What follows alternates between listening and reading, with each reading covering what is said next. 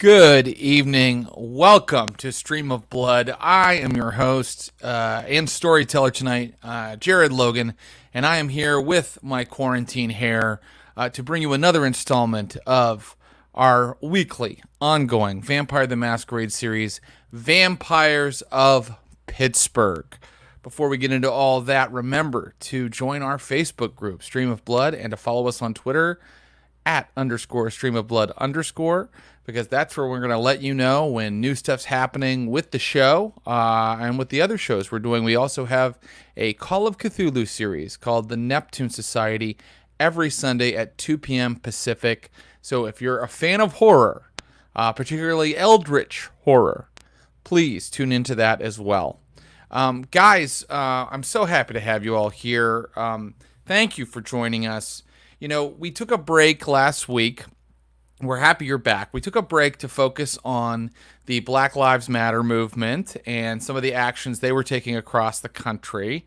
And even though we decided to get back to gaming tonight, we just want to say that, you know, the work of that movement is not done and our attention should not shift. So we are asking, if you are watching this broadcast, we don't have a Patreon, you know, we don't have any way for you to donate money to us. Don't worry about donating money to us.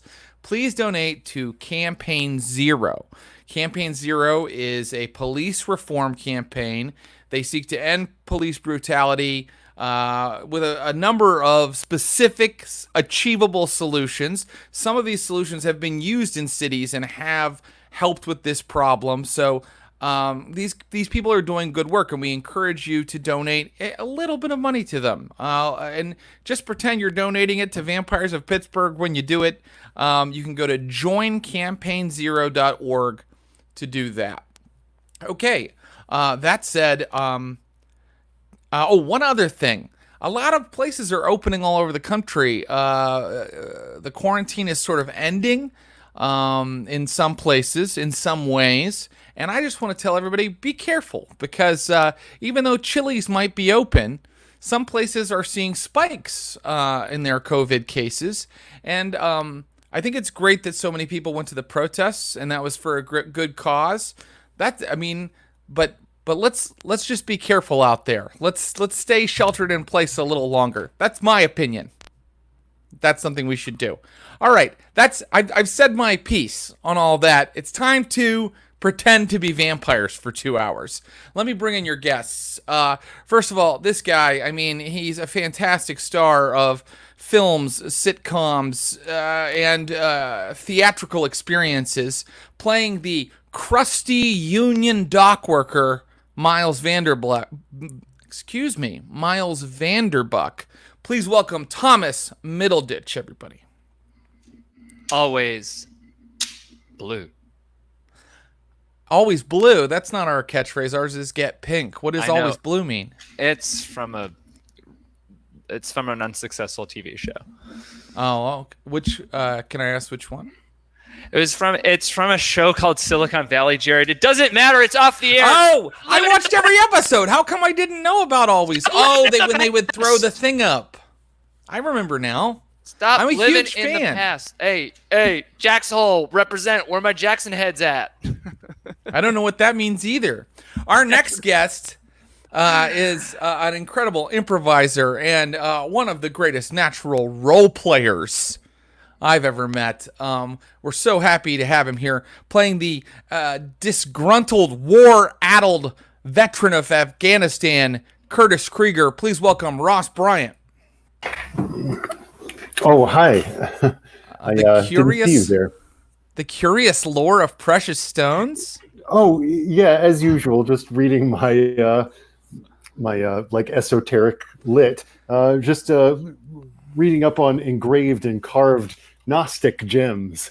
Wow, that's dope as hell. This book was, I think, put out sometime in the early 20th century, 1913, and it goes into the various supernatural qualities that all the precious stones have been attributed to over the years. You should have played a Tremere. You've already done all the research. So, God, if only I could find a phantom crystal. Oh yeah, but those are tough to get. You can't get them. Those are You have to go to the dark PG. web. Yeah. Ross, so Yeah. you're confident in saying that you're getting powerful every day. You're getting more powerful every day. Yeah. Your power is growing stronger, is what you're saying. My power only increases. We rise. Did you do that thing where you put a precious gem into your asshole? Yeah. Oh yeah. Like I said, it can be used in many ways. Yeah. And that is only one of the many curious lores. Yeah. How Well, curious. I'm glad you're mastering the occult arts. I'm going to bring in our last guest, who after that little exchange is probably embarrassed to be here. She's a fantastic actress of television, stage, film, and she is playing the most incredible character, the terrified tech CEO and thin blood vampire, Jen Brown. Please welcome tonight's star, because we are focusing on a specific character tonight, and that is Jen Brown. Please welcome tonight's star, Miss Ashley Burch. Hi. Hi, how's it going? Good. I'm trying a new catchphrase. Rousing good time? No? Ooh. Yes? What do you think? Yeah, that's great. It doesn't fall off the tongue as much. Well, roll off the tongue as well. But, every brand that succeeds has to have multiple catchphrases. yeah, different campaigns. Right. Totally. Yeah, you're right. And we're moving into kind of new storylines now, so it's important that we have a new branding. We are going to have a rousing good time tonight. Are you nervous? Are you scared? Are you excited? How do you feel? What kind of journey do you think Jen Brown is going to go on tonight? I'm pretty nervous because, like an idiot, I showed you my weak spots for my character and the things that I'm afraid are going to happen, which is probably you're just going to make those things happen is what I'm guessing. So I'm a little nervous, but I'm excited. You never know. You don't want to show your hand to the storyteller sometimes because they will exploit and take advantage of you in that way. Mm-hmm. No, my world is objective, and the things that are happening are destined to happen. Guys, you did level up. You did have 12 XP from the first 2 stories that you had completed. 10 sessions, 2 stories. The first story was kind of the story of your embrace and the trial that followed. And the next story was the story of tracking down the barfly and, getting to the garage and confronting Buddy, the leader of the garage coterie. Those 10 episodes are all up on YouTube. So I'm not going to do too much of a recap tonight, but let's ask Jen Brown and the others like what they've done with their sheets. Let's start. Actually, we'll get to Jen Brown last. Let's start. Miles Vanderbuck. You had 12 XP. How'd you spend them? Getting tough, man. Yeah, getting tough. He added a dot of potence, right? Yeah. Getting I fully think tough. I think how Miles has evolved to play in this game, he's sort of your average 62-year-old retired dock worker, like frontline brawler. Yeah. He wants to punch things with his hands. I typically, well, you know me, Jared, you know me. I like mages and wizards and stuff, but I'll play a tough guy. I love a good tough boy. Why not? So I'm going to try and be the group's muscle in the form. He's been hitting the gym. He's all ropey now. Yeah. Oh. Just like old guy muscles. That's great, and I think that he also has a lot of anger to work out, so it definitely makes sense for him to put extra points into potence so he can smash. Yeah, Hulk smash. Hulky smash. Smash it. Good. And that leaves him with a little bit of XP left over. And Curtis Krieger, where did you put your points? So I added the discipline of fortitude. Seeing as I feel like Curtis came into this in recovery and distrustful, shaken, timorous, and distrustful. And I think his journey so far is beginning to come into a greater sense of his own power, but especially grasping that. And I think he feels most comfortable and together in these moments of like crisis. He's smooth and he's a smooth operator when the chips are down. When there's a gun in his hand and things to blow up and action to do, he's focused. And then when he's called upon to be social, things fall apart. Sure. And I mean, that's sort of what has happened for sure. So great. So that dot of fortitude gives him like an extra health level right now. And that's going to be very useful, as we've seen. And then he also took a little bit of Intimidate, right? Yeah, because I just having no based on his general kind of presence, it didn't seem to make sense to me that he wouldn't be at all intimidating. Right. No, that makes sense. He's a squirrely guy, but now he's getting especially weird and feral looking. I love it. And finally, Jen Brown. Jen Brown, I just want to tell everybody, because in I think episode 4, we gave Jen Brown a predator, but the predator we gave her was Farmer because we thought maybe she was feeding from animals, but that wasn't really the plan that Ashley had for Jen, or really how the game has played out. So she has a new predator. What's her predator now, Ashley? Her predator now is consensualist. Right. And so maybe you can describe kind of how she is feeding night to night, or how we kind of discuss that might work.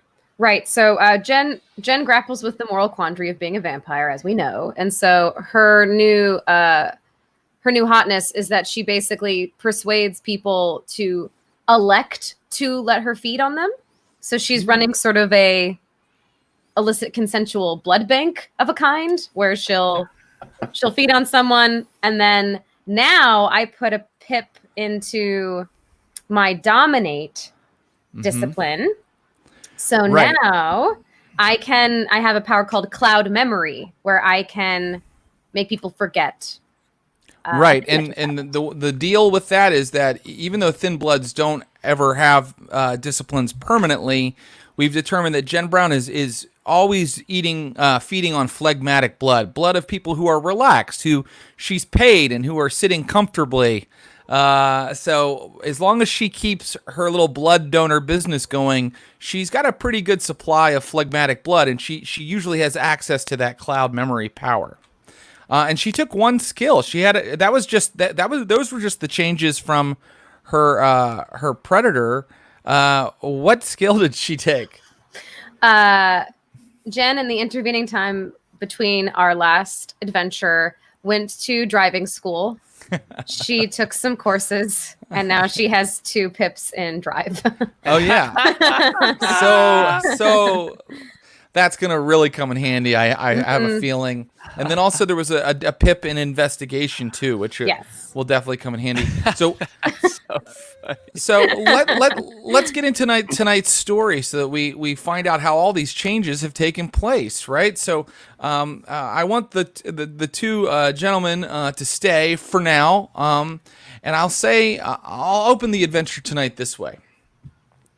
You watched as the Elysium ghouls, suited up as cops, lifted the bag containing Buddy's body into the ambulance, careful not to disturb the shard of wood embedded in his chest. Then the ambulance headed off into the night, no sirens, bound not for any hospital, but the sub-basement of the U.S. Steel building. Something didn't sit right with you. It all felt too easy. And it was hard to get your mind around the idea that Buddy wasn't destroyed. He was just frozen. Frozen in the moment when he hated the 3 of you the most. TJ Cope lit a cigarette, looked over at you and said, "Well, that takes care of that." Weeks later, and we'll bid goodbye to the gentlemen for now. They will be back. You can call them back at any time. Anytime you need the help of your coterie mates, you let us know, and I also can call them back. I can also summon them from the void. Okay. All right. I'm nervous. Okay. You should be. Weeks have passed, Jen Brown, and we're going to begin tonight's adventure this way. You're scanning through the various tech blogs one night, and you see something of interest to you. And this does come as a surprise to you because we know that you've taken various steps to prevent something like this from happening. But you look at a tech blog that has a headline that says, "Flocom to purchase Grouper? Rumors say logistic giant will dip a toe into tech." And the article goes on to explain that Flocom, a big corporation headquartered here in Pittsburgh, there are rumors that there is definitely a buyout happening, and Flocom will be purchasing your company. This probably comes as a shock to you. It probably dismays you. What would you like to do? Okay, where am I? Yeah, that's a great question. You are undoubtedly in your haven, or actually, you could be somewhere else. You could be wherever you're conducting these nightly blood drives. Do you think you do that in your haven right now? Well, I guess, would it be conceivable that since the last game, I have found a spot that I can reliably go to use technology without being discovered? I think that is conceivable. Okay. I'll allow it. I think that you're having to roll finance every once in a while to rent this space. It's not super secure. Okay. But yes, you've rented a very cheap apartment in a Mexican War Streets neighborhood where you're doing this. Okay. Well, the first thing is going to be, I'm going to be like, fucking what? Son of a bitch. And I'm going to try to call. Well, what time is it also? I'll ask that. It's not too late. I think that, like a lot of people, you wake up in the morning or for you wake up at dusk and you scroll through the news. So Right. it was in your feed, and it's shocking and horrifying to find this out from your feed. This is your fucking company. So we could say that it's like 7 o'clock at night. The sun has gone down at like 7:15, 7:30. Okay. I'm going to try calling Sabrina. Right. And are you calling her on that secure line you established earlier? Yes. Okay, Sabrina is your touchstone. She's a mortal who is the COO of your company, right? And An acting CEO, basically. acting CEO, and she's also your dear friend. And last time you spoke with her, you told her, "Don't sell the company. Don't do anything without my go ahead. I'm gonna make myself available to you as soon as I can."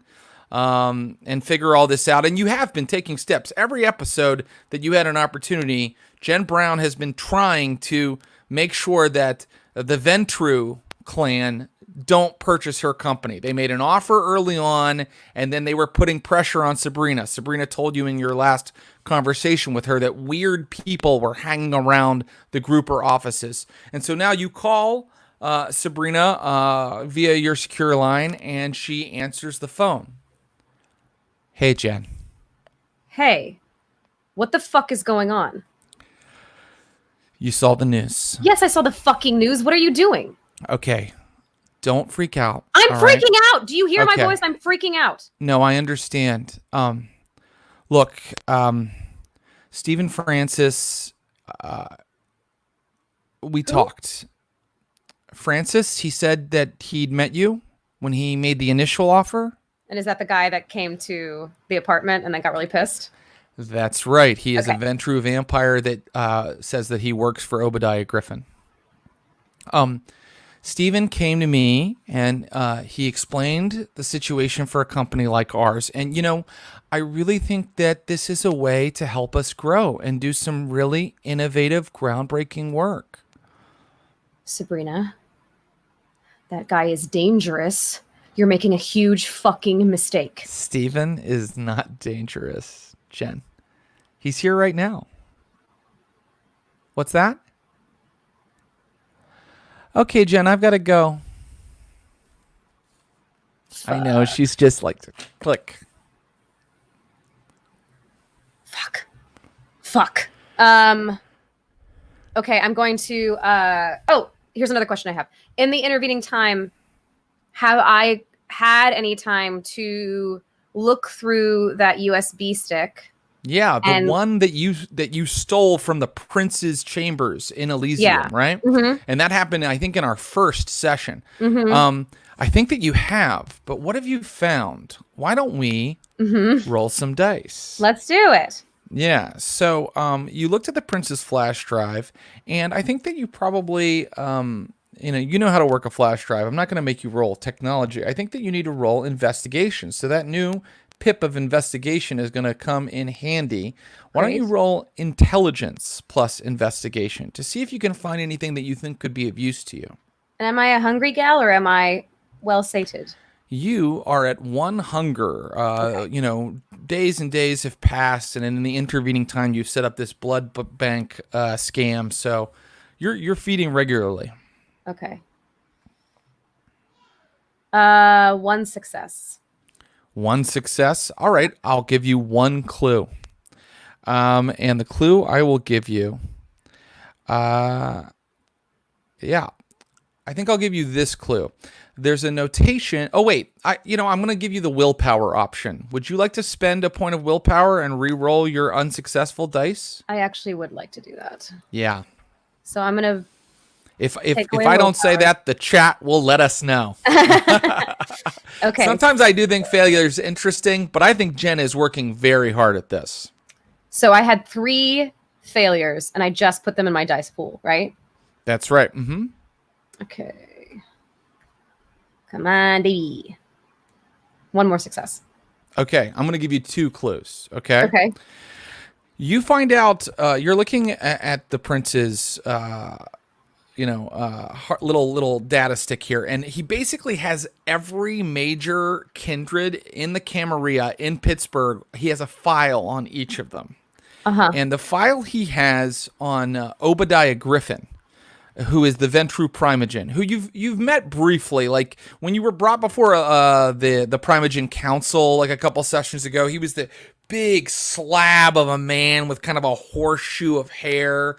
He looked like, as a vampire, he looks more like a mausoleum than a corpse. He's just an enormous big guy in a big conservative suit.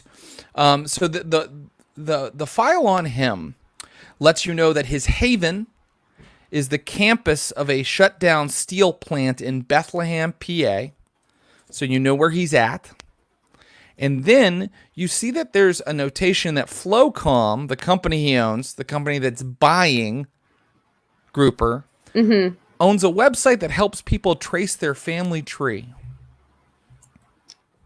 Flocom owns a website.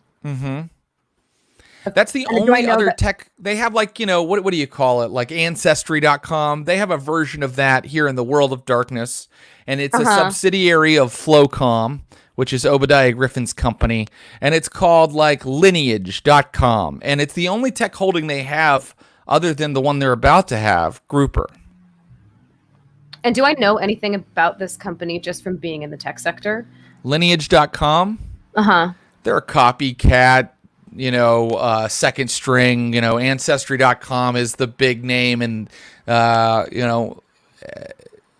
Flocom has this other kind of system in sight. It doesn't have any really kind of smart proprietary technology. It just has a huge database and a lot of the logistical stuff worked out to help people find their ancestors. And who is like their forward-facing person? The forward-facing person, let's see. You do a little research, and I would say to find out something like that, you won't need a roll for that. A guy named Nick, I think Nick Mulligan is the guy's name.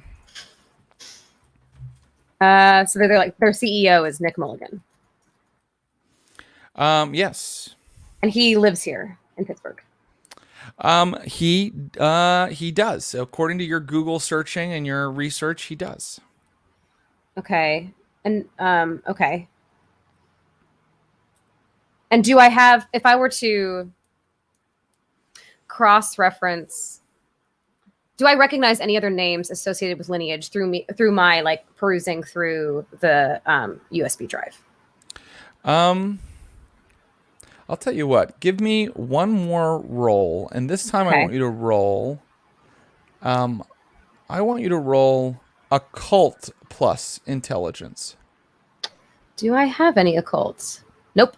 Okay. Okay. So just a straight intelligence. Yeah. Okay. Eventually, Ashley is going to get so sick of having to roll a hunger die that I'm going to abandon Jen's moral compass and just fucking kill someone. That was a total failure. A total failure. Yeah. Okay. So I think with a total failure, you can't really do the re-roll anyway. Yeah. So it looks like you're going to have to do maybe a little legwork, maybe talk to allies. You have allies, you have other NPCs and PCs available to you. And you have a name of a man you could go talk to about his company. And then, of course, there's going to the grouper offices or to Sabrina directly. So, yeah, I think at this point, since I don't want to spend too much time just like Googling shit. I'm going to, I'm assuming the fellows are back at the Haven. they are. And one thing that I will remind you of is that Miss Sonia at one point kind of offered to help you with some of this stuff, but you haven't taken her up on her offer yet. Probably because Jen Brown hates the Camarilla and really wants to get free of them. But Miss Sonia did make that offer. And you can assume that your friends are back at the Haven. Yes. Okay. Your coterie mates. So I think I'm going to do whatever precautions I suppose I've been doing for 2 weeks to try to secure this place or make it. I'm assuming I have some sort of way of obfuscating it or not, or hiding my tracks when I leave it by this point. Sure. I think that you mean this little apartment that you've rented? Until you put some XP into making it like a haven or something like that, you probably are just dealing with like a little temporary space that you've rented that isn't as secure as you'd like. But if you want, I will allow you to make a stealth roll as you exit the place, or I don't think I have any stealth. No, I don't. you could lock it up really tight with some technology. Maybe it has some security systems on it. Oh, that's probably a true thing. Yeah, let's say that. Okay, I think rolling to see if you set your security system correctly would be a little silly. So let's just see how far you've been making your finances stretch. Give me a wits plus finance. Okay. We can also put Jen's XP. not rich. Let's see.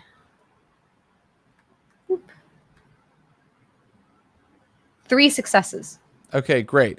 Jen, you've managed to max out credit cards in all kinds of creative little ways, and you have a really high-tech security system on this, this extra apartment you're renting. So it's secure. No one's going to get in there and mess with your things. Where are you headed? Back to the Haven? I want to go back to the Haven and talk to the guys, yeah.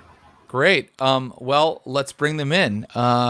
Miles and Curtis Krieger are at the Haven. And gentlemen, what would you be doing on a given night at your Haven right after you've roused yourself? Oh, well, I think new Miles is doing push-ups. Doing. And then looking in the mirror to see if his dead body is taking on any muscle. Oh yeah, I guess. Yeah, he's just he's plotting and hanging out with Curtis. Probably like he's a bit of a follower. I think he was never the Union leader back on the docks. He was just the guy who wanted to be the sergeant. So he's probably listening to Curtis's like ideas on how the world should be or something, and be like, yeah, man, see, you kids, you guys are the next generation. You guys got to figure this out, This is fucking absolute power corrupts absolutely, man. There's no way to. Once you get it, it messes with you. It doesn't matter where you come from. Doesn't matter what you've done. No. Well, Jen Brown, you've come to this brain trust with your problem. You've come to this 4 a.m. dorm conversation. Jen's just going to pivot and they're having the power conversation again. Yeah. I also walked Ruby. I'm a monster, but I'm not a total monster. Ruby, in case anybody watching doesn't know, is your pit bull, who is also your ghoul. She can respond to your mental commands. All right, Jen, you have the floor here. What do you have to say to your friends? Is there some way they can help you with this issue? So I'm coming back in. I know Miles's connection to Flocom, I think, by this point, probably, right?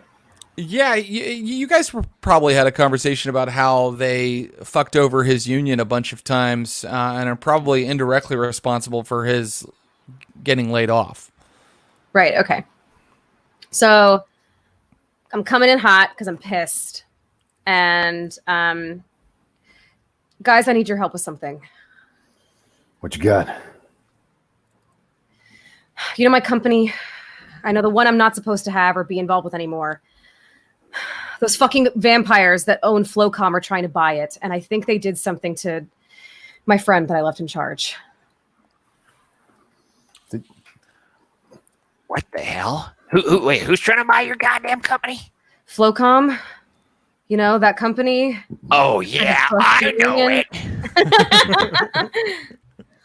Unbelievable. What the hell do they want?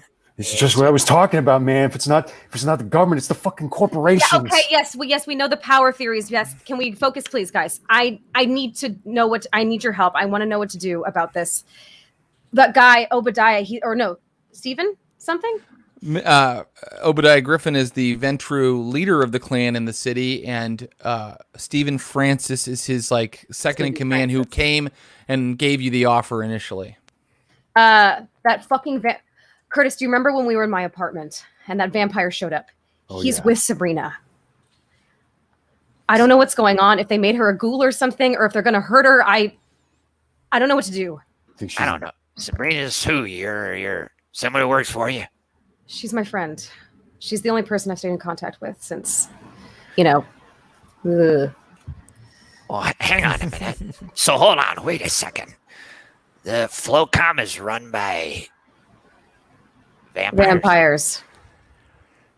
Oh, Jesus. My sweet baby girl, Amy, she works for Flocom. It was one of the things she said when I last saw her. I don't want the life. I don't want her to have my life. Oh, God. Miles. It's not Twilight. It's anything but Twilight. Patting him on the back. Okay, well, if we can stop these guys somehow, it can help your daughter too. So I need us to focus, to do something. We can go to Sabrina's apartment. He's there. I don't know if there's going to be a bunch of them there. If it's a trap, we could try going to my company. But what do you want, Jen Brown? You want us to just stop your precious company from being acquired? What the hell? All due respect, what the hell do Curtis and I care? I can't walk into a boardroom and negotiate with these people. I'm not asking you to do that. Look, I want the company because it gives us power. I have access to a bunch of information through my company. And we could use that against the Camarilla or any of these other fuckers that want to use us as pawns. This is power that we have. And if they take it, they're taking that power away from us. So you want to keep the company, but you don't want them to know you're keeping it. Yeah. Hey, look, Jen, any plan that is a thorn in the side of Flocom is a plan I can get behind. You tell us what you need, we'll do it. Yeah. I'm with you. So what? We want to go rough them up? We want to go punch some goddamn faces in, make them bleed right out of their goddamn noses? Is the Sabrina thing a trap? It's a trap, isn't it? It could be. Is there some kind of merger or meeting or some kind of are they going to meet in some way at some time? I think that Jen, you mentioned something that made me think that maybe you're owed an intelligence plus technology roll to remember something. Okay. 1 second. Intelligence plus tech. Ooh, this is my beefiest roll. 7 in my dice pool. Oh, the riches. A critical success. A critical success. There she is. Okay. So, Miles, you know that there was a reporter named Nina something looking into Flocom because you went and you talked to your friend who kind of ran the union a while back. He's retired now, and he was like, I can't help you with that union stuff anymore, but you can talk to this reporter, and she could help you. And I think also, Jen Brown, your critical success, I'm going to give you 2 clues because you got a critical success. You also remember that you made sure you had kind of like a way to look at grouper data. So there's a chance you could maybe look at grouper data in the area. Grouper, by the way, and please refine this if I have anything wrong as the storyteller. Grouper is an app that lets people text each other but encrypted. And up to now, it's been used a lot by like youth and movements that want to send communications to each other without having the authorities or people find out about it. So it's been used a lot by protest movements and things like that. So, but you know, Jen Brown probably has a back door to it. It's her app that she created. Mm-hmm. Okay, so here's the thing. I know that the Sabrina thing might be a trap, but at the same time, I fucking couldn't stand if they'd made her a ghoul or if they killed her or something. So, two options. Maybe we split up and some of us check out Sabrina's apartment, see what's going on there, see if they've got it posted up and they're expecting us. Well, one of the rest of us follows up on some leads. Or if that sounds like a shit idea, then maybe we can just try to, I don't know, follow up on these leads and hope that they're not going to hurt her. You know what? We may have a little source of information because there's somebody that I know who's investigating it. Well, I don't really know them personally, but I know of someone who is investigating the wrongdoings of this Flocom. I don't know her last name, but I'm pretty sure she works at the Pittsburgh Post-Gazette. That's the correct. Most famous Pittsburgh Yes. newspaper, as Google has told me. Mhm. Yes, absolutely. Nina something, she was looking into it. And so, well, she might be a pretty good source to give us some information to help us, will help you, Jen, figure out what to do next. Okay, so I'm going to, with that information, I guess I'd like to do two things if it won't take a long time to do them, which is probably with that information alone, I could find Nina and a public email. So I would want to send her, since it's nighttime, I would send her an email saying that, maybe from a dummy account or something, but saying that I have intel on Flocom. I want to talk to her about, I know that she's doing research on them. I want to talk to her about her efforts, that kind of thing, and try to set up a meet of some kind, or at least an exchange. Great. And you're doing this early enough. It's probably like 8 o'clock at night. So you've sent that email. And there's a little bit of a waiting game, of course, with an email. So is there anything you want to do in the meantime tonight, or should we kind of wait and see when that email comes back to you? The other thing I'd like to do is, I would assume that I can get into the back door of my app from the tech that I have on me. Great. Why don't we try that? Okay. Let's try it with a Wits Plus. Well, actually, I think that what happens is you go and you look at it, and you realize that somebody has been changing some things in your mainframe. So it looks like it looks like they've tried to shut down your backdoor, where you can get user data. I'm going to need a really good roll on I think a Wits Plus Technology roll. Okay. A really good roll. I think a 3 success roll. Oh, God, that never happens to me. Okay, let's see. That never happens to me. Critical success. Critical. Oh, great, buttered beans. It happened. Golly gee. My luck's really turning round.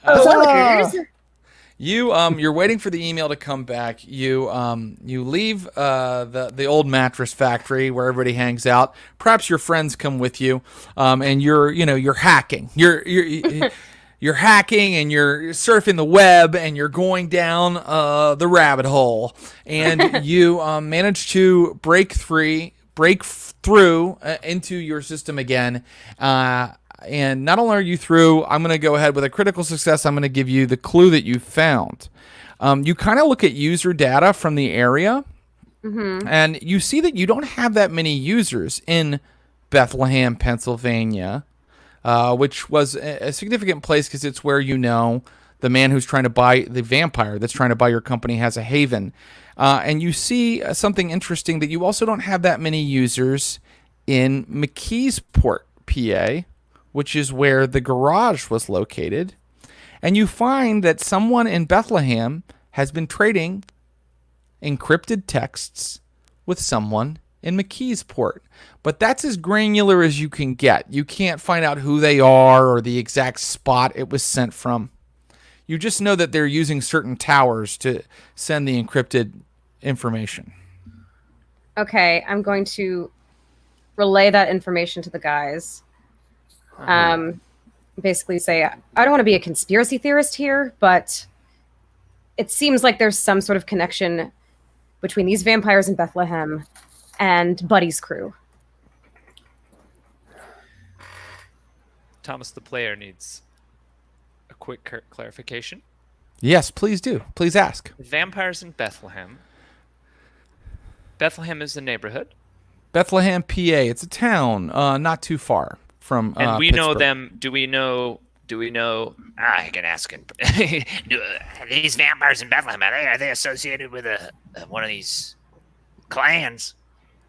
And I would know that, Exactly. right? It's the Ventru? Yeah, you just found that out when you looked at the prince's file. You were looking at the prince's thumb drive, and you found out that the Ventru Primogen, Obadiah Griffin, makes his haven at a place called the Steel Stacks in Bethlehem, PA. Have we ever bumped into this Obadiah cat, maybe at the main temple or whatever? At the main temple, he was really sort of contentious with you when you came and made your report about your investigation of the barfly. He's a big He was slab like of a guy. in and amongst the council of vampires who Yes, are looks like right. Jesse Ventura. Yes, exactly. Yes. All right. Okay. So What do you think? Do you want to just go into Bethlehem and storm the castle, or do you want to see if this Nina doll comes back with something? What I want to know is if they're communicating with each other, why is Buddy, who we fought, who's ostensibly this out of control enemy of the Camarilla, might be working with somebody on the inside? I have that question too. How many fucking wheels within wheels do these things have? Who can understand this game of vampires? Now you're getting it. Now you're getting it, Curtis. So the other thing Goes about to that the top. is that either they have ghouls that are communicating to each other, or they have tech, which they're not supposed to have. Well, that yeah. And keep in mind, you're not positive that this is the kindred, but it is interesting. It is interesting. Okay, I'm gonna say maybe I can make. Let's see. Hold on. I sort of want to. Can I do a thing? Can I roll my humanity?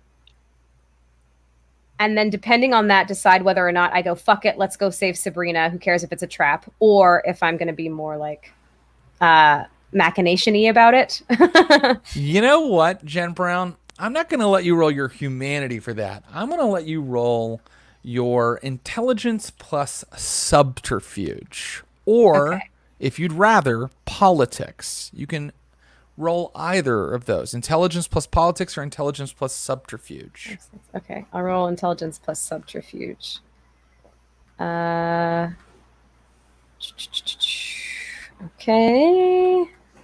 Oops, that's not a number. Okay. 1 success. Okay. 1 success.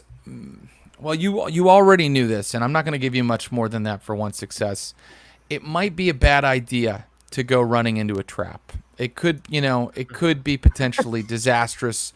And, if it were just you might not care, but your best friend is involved, and it could be, it could be dangerous for her. Okay, and I found out that Nick Mulligan guy, does he live in Bethlehem? Is that what I found out? He does not. No, he lives in the city. He works out of an office in Lawrenceville, which is actually where the grouper offices are. Okay, so Nick Mulligan is the human ghoul surrogate of the vampire parent company. He's just a human that runs a ancestry company that these Venture own as well. She just found out a bunch of information on Flocom. Flocom owns a website dealing with ancestry. Can't you go on your computer, Jim Brown, and find out where this Nina lives? I mean, we don't have much time. We can just go knock on her damn door. I guess. Do we want to really freak her out? I suppose. Yeah. I mean, but at this point, I wouldn't give a shit about her. We just got to remember to look more human, to kind of blush up, to get crimson. There's got to be a more concise way of putting that, but we could just get reddish, become russet, something like that. Yeah, become russet. I think you found it. Hashtag become russet. Hashtag become russet. Yes, I probably could find out where she lives, right? I think that you could, but that's a little trickier. So for that, I would like a... Go to information.com. Information.com. No, I want an intelligence plus investigation roll again, and you're doing it with, like, social media searches and things like that. Okay. 1 success. 1 success. All you know is that, unbelievably, it looks like she also lives here in Mexican War Streets somewhere, because you see her in front of, like, some of the art installations, like in a lot of her Instagram posts and things, like, and you see her at, like, local eateries and things like that. Like, the sheer number of Mexican War Streets locations in her social media profile leads you to believe she's somewhere here in the neighborhood. Okay. But no specifics, basically. No, you can't get her address. I think it might be tough for any of us to find a person's specific address. And with only 1 success, Jen Brown wasn't able to do that. Okay. I'm going to ask the guys, is there any benefit to going to their haven? And, I don't know, staking it out or fucking lighting it on fire? I don't know. That seems like a... bad idea to me. Seems premature, I gotta be honest. I think there's probably more information we can dig up. Maybe even at least to know who we light on fire. I'm all for lighting things on fire. I won't even require an intelligence roll for this. You have. In fact, the time has passed now. You've tried a bunch of different things and you've been talking to each other, and an email comes back from Nina Combs, right? At the Post-Gazette. That's who you emailed, right? Mm-hmm. Okay, great. And she's like, if you have information on Flocom, I want to speak to you right away. And then she gives a cafe in Mexican War Streets. Okay. I'm going. Okay, great. So maybe we go and we'll just wait in the car and we'll just come with you, so you can call us if need be. But okay, yeah. Maybe, I mean, if one of you guys wants to, like, I don't know why people, I mean, it's Jared, so maybe there's going to be baddies around. So maybe one of you guys can, like, be on the street corner or something. Sure. Be lookout. Yeah. Sit at great. A couple tables away. Sit at another table, exactly. Okay, and Jen Brown, you're the one who doesn't have to become russet because you are a thin blood vampire, so you always seem like you're alive.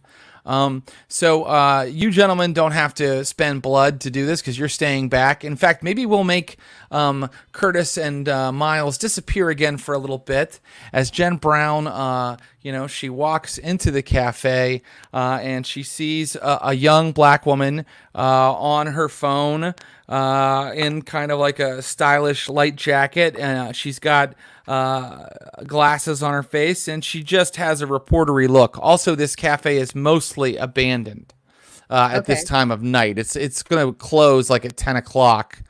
So what would you like to do? How would you like to approach? Well, I'm assuming from social media, I know it's her. Right? I've looked at her profile and the like. Oh, of course. Yeah. Mm-hmm. She matches who you found online. I'm just going to go up and sit across from her. Okay, great. You walk up and you sit across from her, and she looks up from her phone and she goes,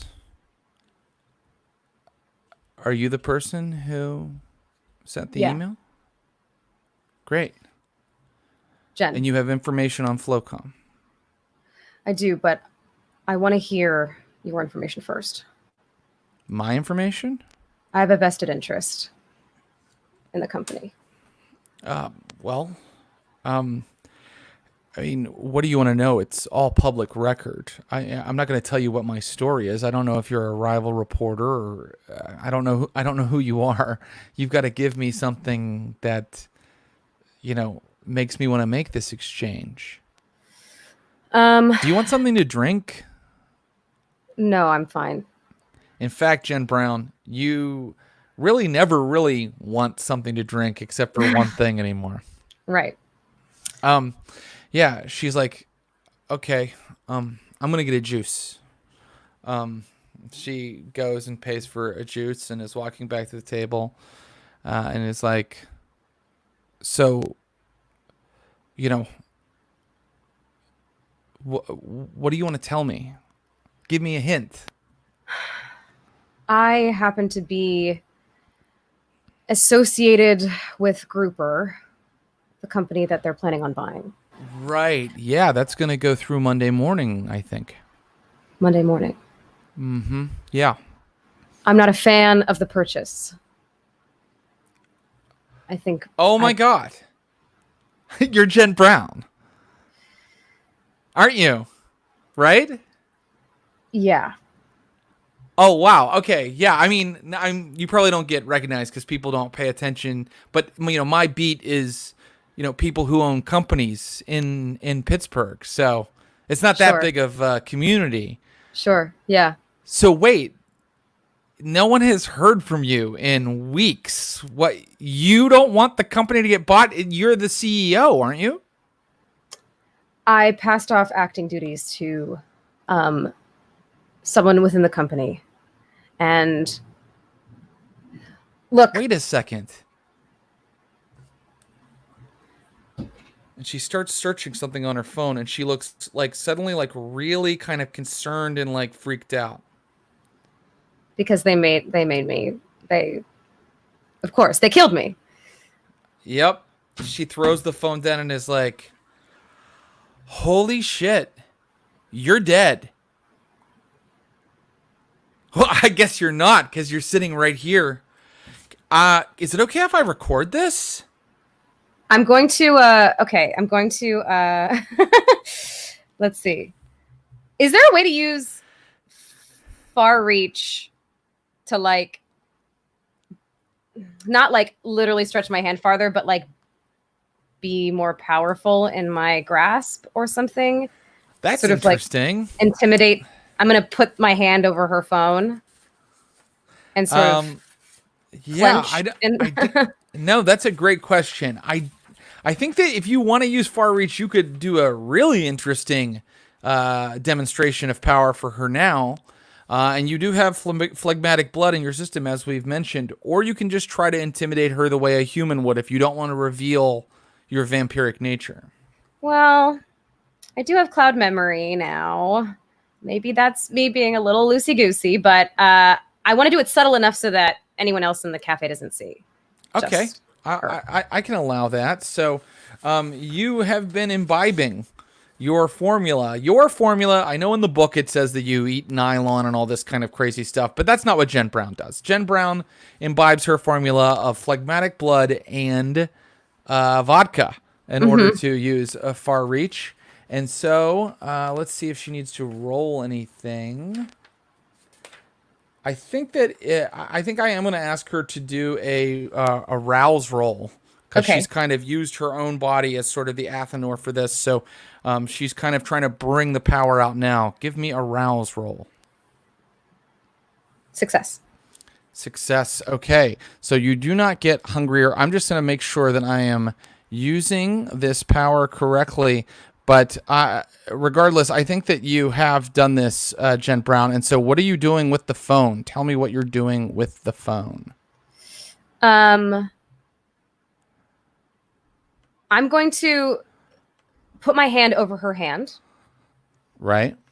I'm actually kind of change what I'm going to do. I'm going to put my hand over her hand to stop her from being able to do anything. And then I'm going to take the phone and hopefully before she can protest, I want to do cloud memory. Okay, so you are going to now. You understand that clouding her memory will make her forget the last few moments, and that is what you want to do here, right? Yes. I want her Okay. basically to forget that I am stealing her phone. Does it Right. does it extend? Because we haven't been talking for very long. So could No. I ostensibly erase me even meeting with her? You could if that's what you'd like to do, because you've only been talking for a few short minutes. I So, think I want to yes. steal. I want to take her phone and wipe her memory of even meeting me. Wow, that's incredible. Okay, let me make sure that far reach is working the way that we want it to. Oh yes, you're gonna need to roll something for me. So your rouse check has gone off successfully, Yes. but I need you to roll your 1 dot of thin blood alchemy plus your resolve. Ooh. That's not great. Okay. Success. Success. 1 success? Mhm. But you're just moving a little phone. So she's like, do you mind if I record this? And you go, and very subtly, sorry, I didn't want to make it like a Jedi. You kind of lift your hand and the phone right into your hand. And then you are going to tell her to forget. Show me how Jen Brown clouds a memory. Oh, I think What does it's she suddenly say? is possible. What does she say? You're going to forget that you're going to forget that you met me. You're going to wait at this cafe for about an hour, assume that the person ghosted you, and you're going to go home. Roll charisma plus your dominate of 1. And our friend, the tenacious reporter, Nina Combs, is going to roll her own pool. Oh boy. Come on, baby. Success. How many successes? Just one. You're in luck. Oh God. So you I'm see really- I'm being her fast and loose like a her eyes kind of cloud over. You have her phone. Are you getting out of there? Yes. You're gone. You're away from the table before she starts looking around again. So, what do you want to do with this phone? Well, I'm going to reconvene with the guys, and I'm just going to look through her notes.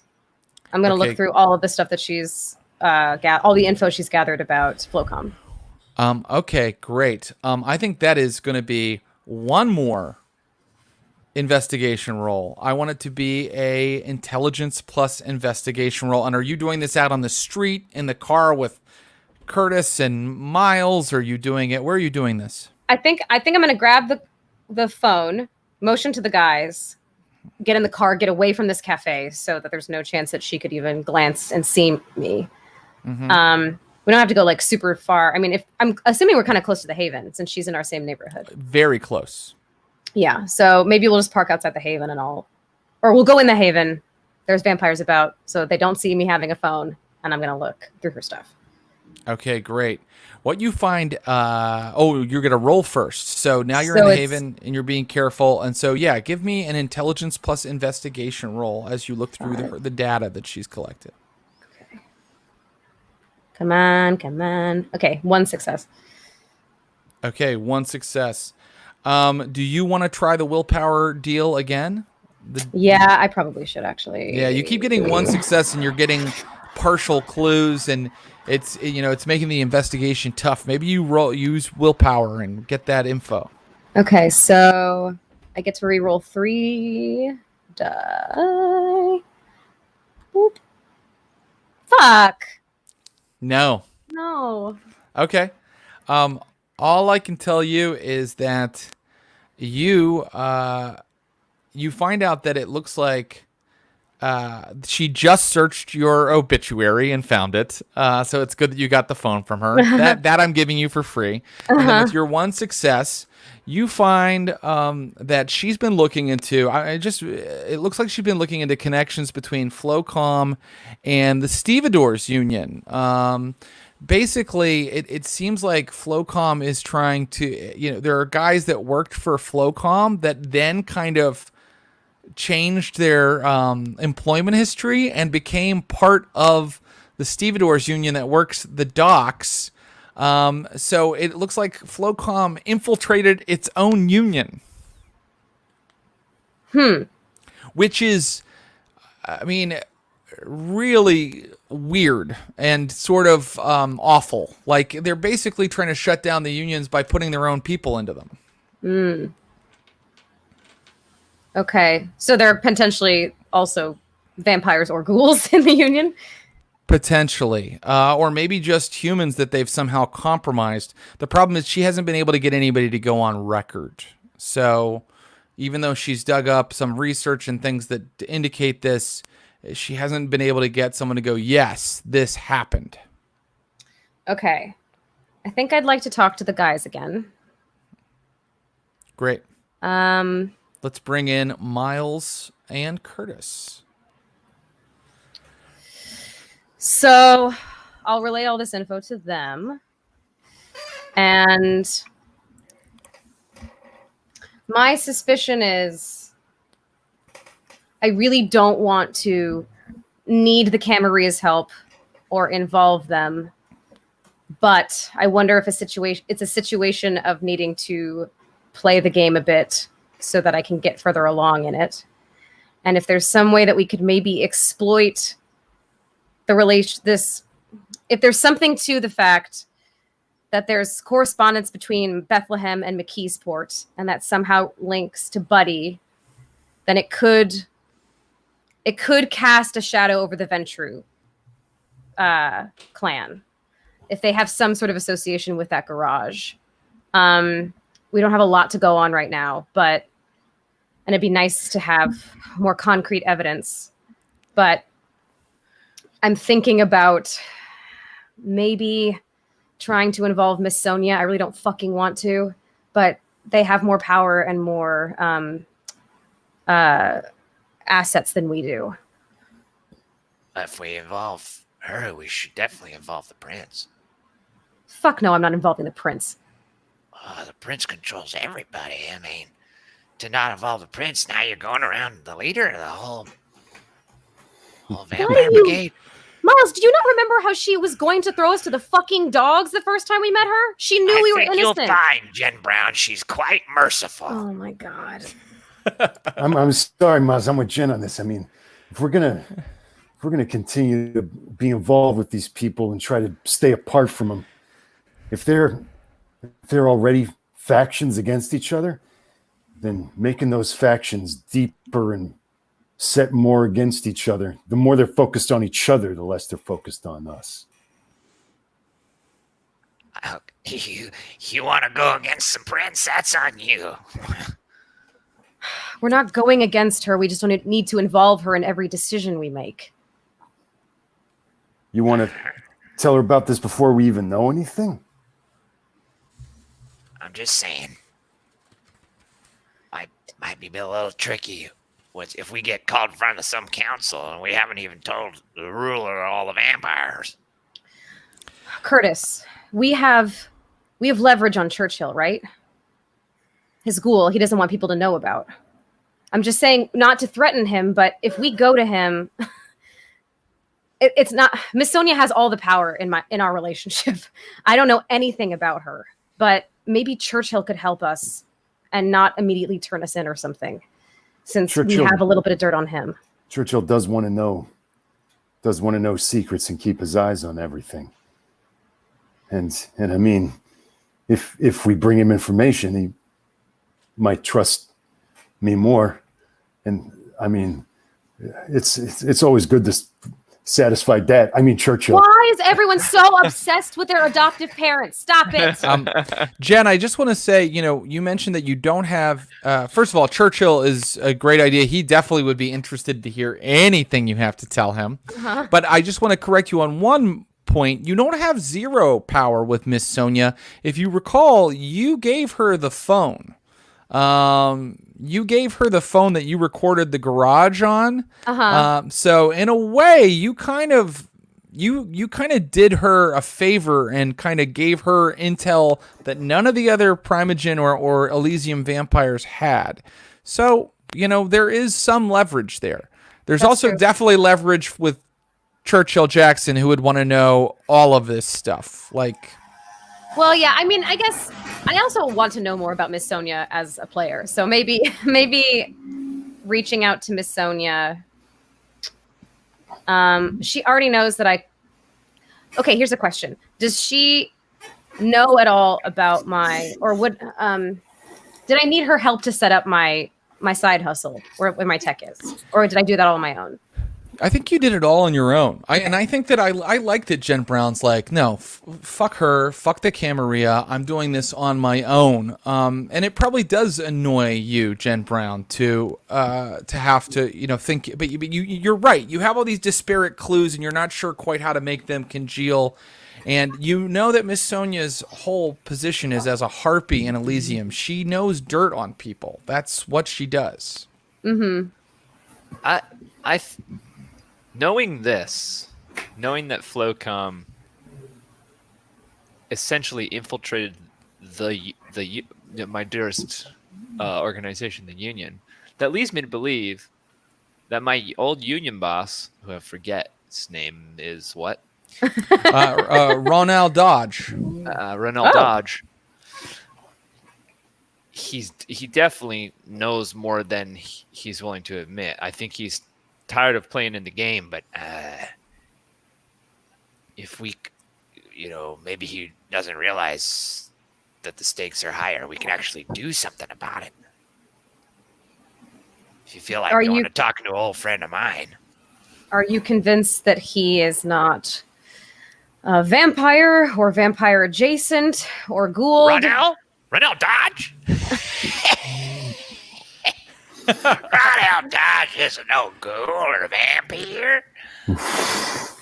So he's not a vampire. He ain't no vampire. Ronell Dodge is a human man. I'm telling you, he's a sad man and an angry man, but he's just a man.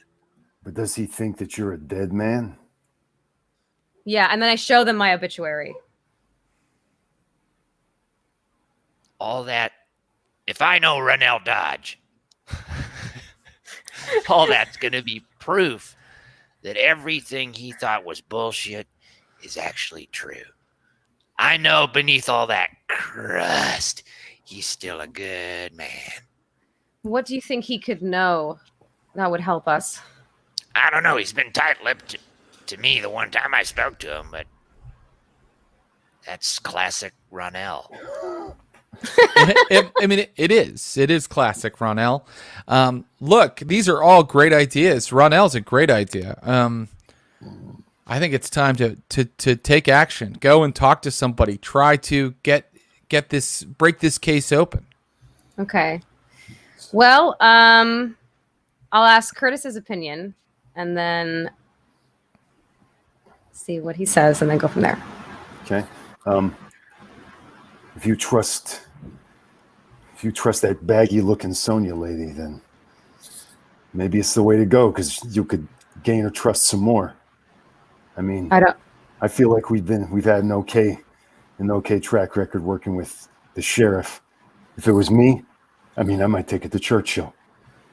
To me, going down to the docks runs the risk of outing ourselves to Miles's friend. I don't want to put us in a position of having to suck him. Okay. Okay. Curtis is saying working with mortals can get messy sometimes. Yeah. Yeah. Okay, so what I'm going to do is I want to go to I need a cover story for why I have this information, sort of. I'm going to go to Miss Sonia. She gave you an address in Polish Hill if you ever wanted to get in touch with her. Uh-huh. And I found all this information just from digging on the internet. Yeah. And going into my back door of Grouper. So I'm trying to think how I could present that. She must know that I'm fucking using tech, though. Our last conversation, she basically made it seem like she would turn a blind eye. She did. She appreciated being given that video before everyone else, instead of everybody else. So, Yeah, she's able to wink and a nod at some tech. That's like a rule, and it's among the vampires of the Camarilla, and it's not always enforceable. Okay, then I'm gonna ask the guys to come with me, but I'm gonna go see Miss Sonia. All right. All right. You take the car. I assume I think we're down to Miles's car now, if that indeed exists. What did Miles drive? I did say possessions. He maybe still owns a car. So. Yeah. What does Miles drive? I wish I knew things about cars. Well, probably the most. Wait for it, guys. This is important. Tonight's adventure. It drives an old Lincoln. It's the greatest town car ever made. Great. You pull up in an old Lincoln to a big residential house. It's a residential family home, kind of at the top of the Polish Hill neighborhood. Of course, does incorporate a hill, and you have to kind of go up some side streets, go up to a higher elevation, and you're standing outside what looks like a 2-story family home with a yard and a fence and a mailbox. And on the mailbox, there's a little cute sign that like some families have that says the Kowalskis. Jen's looking at the house and she's going, I'm gonna fucking regret this. And then she gets out, and the guys can follow if they'd like or whatever they want to do. What do you guys want to do?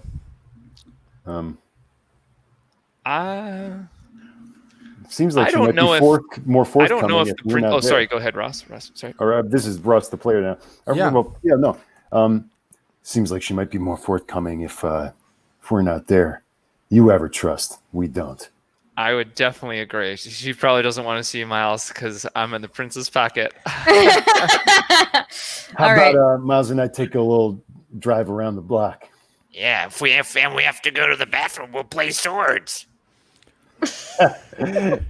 Yeah. Do vampires do that? Sure. And in fact, you have gone to do that, and it is now canon. And with that, goodbye. Yes, Jen Brown. You walk up the sidewalk, and you see that there are lights on inside, and that there are people talking and moving about inside. Can I see who they are? Yeah, you look in through the living room window, and you see 4 children. One of whom is a teenage girl. There's a teenage boy and 2 younger children, a boy and a girl, and they're watching television. And the younger boy is throwing a ball against the wall. And in fact, unless you're being stealthy, the teenage girl is looking toward the window. She sees you, and she walks up to the front door and opens the door and is like, "Yeah." Is Sonia here? Sonia. Oh, you're here to see the Domovoy. Come in. Do I know what that word means? You probably don't. Okay. You walk in, and why don't you give me a Wits Plus investigation roll? Okay. The kids are watching The Voice in the living room, and they are. And the delicious smells of some sort of delicious dish are wafting out of the kitchen. This is a cozy house in Polish Hill. And how did your Wits Plus investigation roll go? Critical success. You notice that the teenage boy who's in there watching The Voice has Band-Aids all over his arms. The teenage girl says, "Do you want to go up to see her?" Yeah. She takes you up to the second floor landing. She takes you. You were literally in a family home. It's maybe a big family home, maybe 4-bedroom. But you are in a family home, and she takes you to a place where there is a curtain. She pulls back, and then she unravels a little rope, and she pulls down a trapdoor from the ceiling of this little hallway. And, a little wooden staircase unfolds that leads up into an attic. And you can see that there are lights on up inside the attic, and you hear creaking up above. And when I came in the house, the windows aren't blacked out because I looked through one of them, right? On the ground floor. The windows are not blacked out. Are the windows on the second floor blacked out? They are not. But there aren't any windows in this corridor, this hallway here on the second floor. Okay. Interesting. All right. Well, I'm going to go up and greet the creaking. You get to the top of this little staircase and you realize that this is a very large and spacious attic. And it has been decked out in the style of a tasteful little old lady's apartment. There are fine oriental rugs, a little table, tea service. No need for a kitchenette because the person who evidently dwells here, where there are also, by the way, no windows at all, is Miss Sonia, who turns around in her chair and is like, my dear, I'm so glad you've come to see me. Come, Nice. come in, come. You Sit down. You take care of your environment more than most. Yes, yes. Well, I'm a creature of comforts. Would you care for a refreshment? And she lifts a tiny little porcelain teacup, and you can see that there's blood inside. Yeah, sure. She Can I pulls look a little around for anything Absolutely. interesting? Or Sure. She's got a computer up here. She's got she has a computer up there? Oh, yeah. But, I mean, whether it's connected to the internet or not, you wouldn't know until you tried to use it. She has several bookcases full of moldering old tomes with, heavy leather bindings. She pulls a little rope on the wall, and you hear a bell dinging. And pretty soon, the teenage boy with the Band-Aids on his arm comes to the top of the stairs and is like, yeah. And Miss Sonia points to you and goes, give our guests some refreshment. Teenage boy walks over, puts his arm out over a teacup that's sitting right in front of you. Pulls I'm out gonna a act big like I'm looking at switch. something else. He pulls out a big switchblade. He cuts his arm, and you're not looking at it? No, I'm gonna act like I'm very fascinated by her, like by her wallpaper or something. Oh, my dear, you are skittish, aren't you? What? Um, No. So, do you take it with sugar?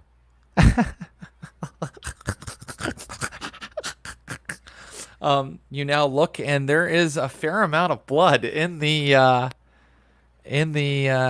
cup, and he is like tending to his arm as he just nonchalantly tromps back downstairs. Are all of those your, I don't know, ghouls? No, honey, no.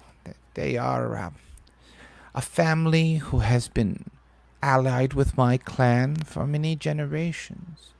When the Nosferatu first came to Pittsburgh, we were known as Domovoi, household spirits, yes. We protect these families, and they, in turn, protect us. Right. Look, I'll cut to the chase, Miss Sonia. We are still in agreement, I hope, about my dabbling outside of the rules. Well, rules must be broken in order that the law be kept sometimes, eh? I agree. And I may have found something, but it's not a lot. I wanted to know if you had any more information. What may you have found? I'm going to tell her about Obadiah and basically the conversations happening between McKeesport and Bethlehem.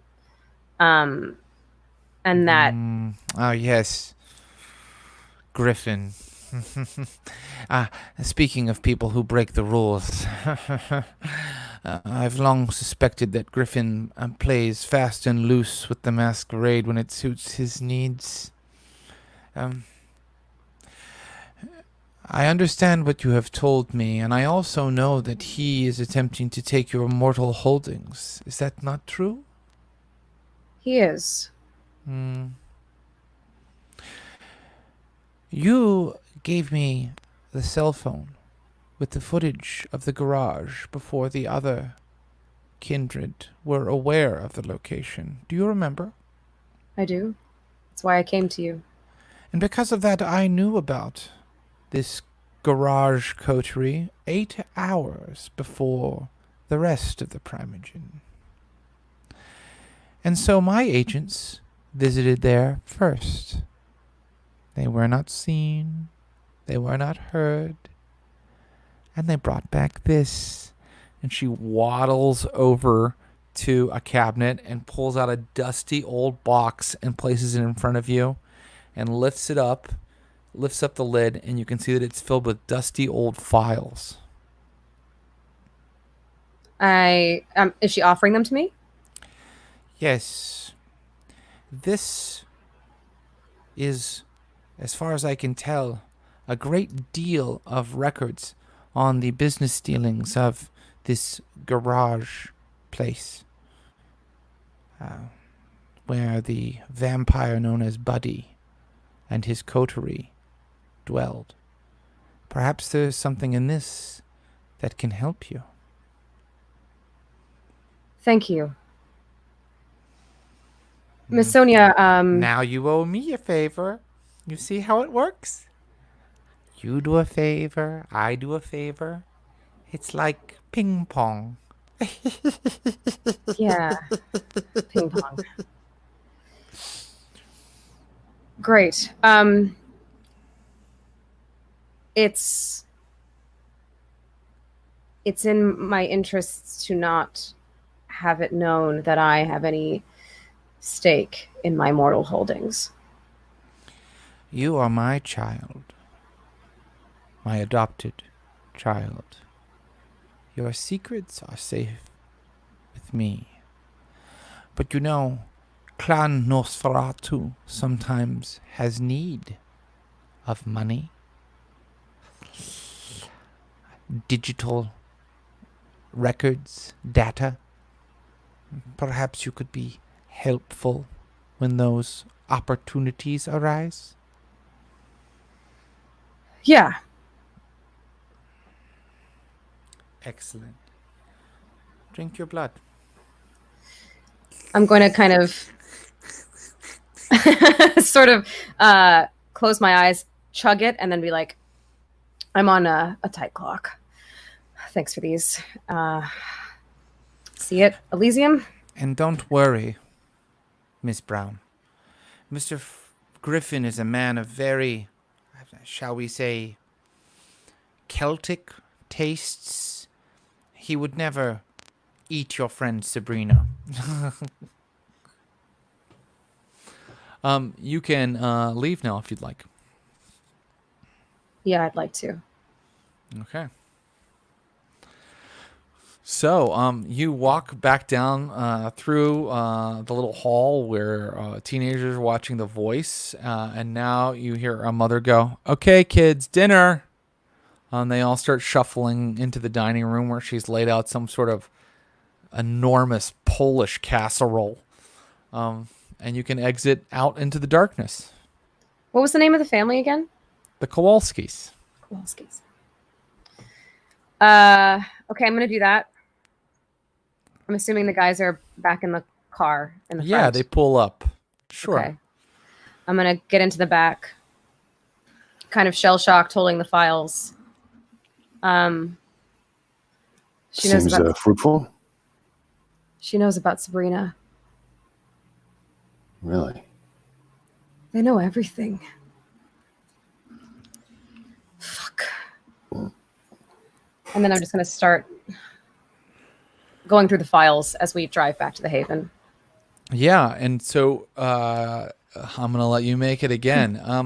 Let's see. Should it be different this time? Is there a different role? This would normally be an intelligence plus investigation role. But you have a lot of little clues that might help you. So you know what I'm going to allow you to do? I'll allow you to add a die to it. Now that you've gathered all these resources and materials, yeah, go ahead and add a die to your intelligence plus investigation roll. Okay, so that is 6 now. Right? Yeah. Okay. Seriously, 1 success. Okay. Well, luckily it's a research project. So all this means is that it doesn't look like you're going to get it tonight. Definitely not on the ride back to the Haven. And so as the sun starts to come up, Jen Brown is still digging through these files, trying to find, the answer. The day is about to pass. So would you all like to go to sleep for 12, 14 hours? Yes. Okay. And so as the next day the sun passes over the sky, it passes over the city of Pittsburgh, east to west, it crosses the sky, and then once again Mexican war streets become dark, and I need a rouse roll to rouse for the night from Jen Brown. Okay. Success. Jen Brown, you are only at 1 hunger then. Mm-hmm. And I will say, because Miss Sonia did feed you some phlegmatic blood, you still have use of one of your powers as a thin blood. You still have use of one of those powers. So now I guess I will ask you: do you want to continue researching those files? Yes. Okay, go for it. Do you want to try to do it in a different way? I guess before you were just looking for. Well, let me explain what's in them, because you've been looking at them. Mostly it's files dealing with corridor companions who were an escort service. Yes. An escort service that catered to mortals. Yes. And you think probably those mortals that you saw, the garage vamps, like kind of leading out of the house, were part of that mortal escort service. Also, remember, a woman was found in the basement in a cell. Now, that woman was cared for by the Camarilla, and was the Camarilla did take her under their care, and apparently is healing or is doing a lot better. But these are people that those vampires were capturing and using in some way, mortals. So you think that that's what this escort service was, but as you look deeper, you realize that you think, based on cross-referencing with the what you got from Gwynnett's thumb drive, that probably some of these escorts were given over to vampires to feed and kill, because there are incidents where an escort is hired, only works for a couple months, then there's a giant influx of cash under his or her name. There were male escorts as well, and then that escort is not in any way on the list of ones that went out on jobs anymore. So but you're looking for the smoking gun. And so I want you to make one more roll, and I want you to look at your sheet and see if there's anything that any angle you'd like to add to it, based on that knowledge that you think might help you. And definitely you'd be looking for things you have extra dots in. Maybe, what is your intelligence plus investigation altogether? That is a 5. Okay, so that's not a bad pool, but we keep rolling 1 success. So yeah, my best roll would be intelligence plus technology. But okay, I don't know if that would apply here, but you do have 3 dots in finance. Right? That's what I was. You want to try that? Intelligence plus finance. Yeah. Let's try that. Okay. So that'd be 7. Okay. 5 successes. Now that's a lot of successes. You notice that this business was a human trafficking business. And you noticed that there were several interesting incidents over the last 10 or so years where they paid to fly someone from Shannon Airport in Ireland to Pittsburgh. And very shortly after that, a couple months later, they received some of the biggest influxes of cash they ever received in those 10 years. So, okay, to recap, this is the garage. This is Flocom, or this is the garage's files. Sorry, yes, this is the garage. Miss Sonia, because you gave her that phone, she sent someone into that garage before it was even raided. Someone must have been using their powers of invisibility. They grabbed the company records from the garage and got to them before the police or the rest of the Camarilla did. And you are looking at those records now. And by looking at really what they paid for and when they were paid using finance, you've figured out that it looks like the escorts they got paid the most for to get rid of, the escorts that suddenly disappeared and brought them the most money, were ones who were flown over from a specific part of Ireland. Okay.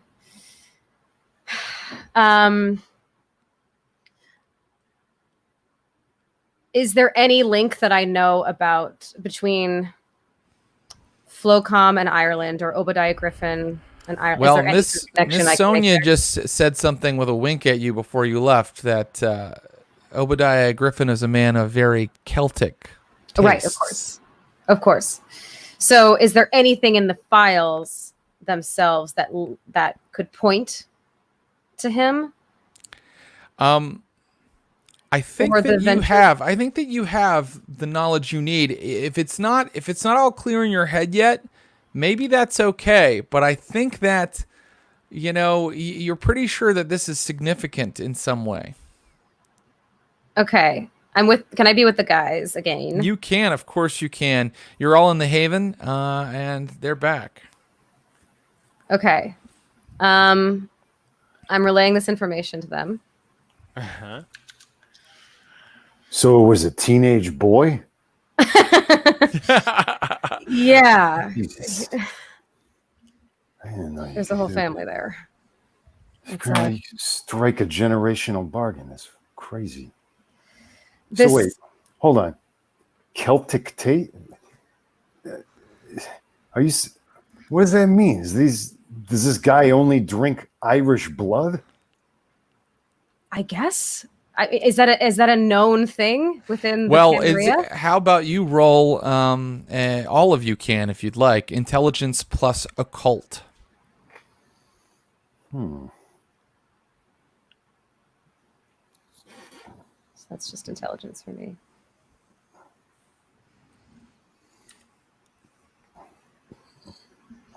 Oh, 3 successes. Jen Brown, you think about it, and you do so much messing with blood, and you were at Elysium a lot before you got your little blood donation kind of system set up. So maybe through talking to people, you vaguely remember that the Ventru clan are known for their refined palates. Okay. They really only want to drink certain types of blood. And that's it. That's what you remember with your 3 successes, yes. Well, they'll only drink from certain types of people. That's correct. Yeah. And this is a known thing. People know this about the Ventrus. And you suddenly go, oh yeah, you know what? There was something in the thumb drive about that under Obadiah Griffin. Okay, so people. Whoa, God, sorry. People. That's okay. So if I were to present this information potentially to the prince, or to, I can presume that Miss Sonia probably went through those records and knows that information. And isn't doing anything with it. I think you don't know how much she knows, but she definitely tried to give you a little bit more of a nudging there. And you never know what her agenda is either. She definitely has it in for Griffin, probably, because they all have it in for each other. Yeah, it looks like she tried to give you what she had. Okay, so I guess I see two options, which is confront Obadiah with this information, threaten to let the prince, who Miles is so keen on, know what's going on, and say that we can keep it quiet if he backs off, or we take it right to the prince. I don't like the idea of taking it right to the prince because I don't trust the prince. There is another option. We could take it to Churchill Jackson and see if he could clean house through the traditional channels of law and order. It doesn't seem to me that he wants to share information with anybody. And it would be working in their, I don't know if I can really call it a justice system. Not that our justice system is one either. Okay. But, I'll put a hand on Curtis's shoulder and be like, okay, bud. But all right. At least seems to me that if she's giving you this information without doing anything about it herself, then she wants someone else to be her. She wants someone else to be the one to reveal it so it doesn't blow back on her. Yeah. Otherwise, she would have acted on it. Would Churchill take this and run with it? Seems to me he's willing to. What I can tell is that he likes people who follow their rules. And this seems to me to be a pretty big breach of their rules. So if you want to strike at the person who's trying to take over your company. Okay. Or take it to the prince. See what that insane lady does. I don't want to take it to the prince. I don't want to involve any of them, but I don't trust he'll back down if it's just the three of us talking to him. Chances are that'll only make him madder. Do you trust Churchill? No more than I trust any of these people. I trust bringing it to him more than I trust bringing it to Adelaide Ross or going to threaten a guy who's one of the most powerful people in their whole fucking organization. What if we take something from him? Something that he wants. I mean, we know he wants my company, but... Yeah, but you can't take that. What of his people? What about, what does he need in order to get the company? What about his one of his right-hand man? What's his name? Stephen Francis. Well, I will just say that immediately it would occur to you, Jen Brown, that they need Sabrina to finalize the buyout. Uh-huh. Is Sabrina she can cancel the sale. She's acting CEO. Sabrina's your friend. Yes. Yeah. She's the one that's acting CEO of the company. Why don't we take her? I mean, she's not of her right mind, so we might have to, kidnap her, but we'd be saving your friend.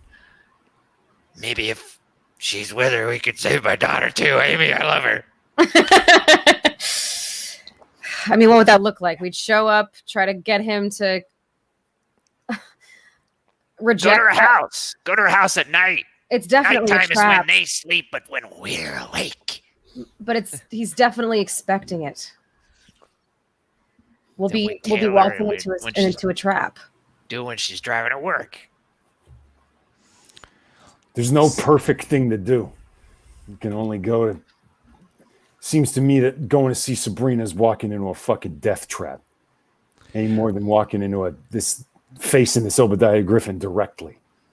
There's one way to help narrow down options, and I'm not thinking of a particular option. As your storyteller, I would never tell you what to do.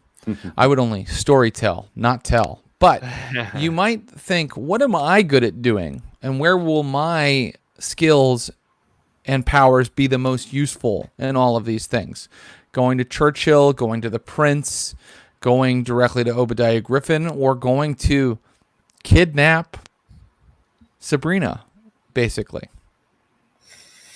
I mean, kidnapping Sabrina sounds the most fun, but in what world does that not end with her being dead? Yeah, I know.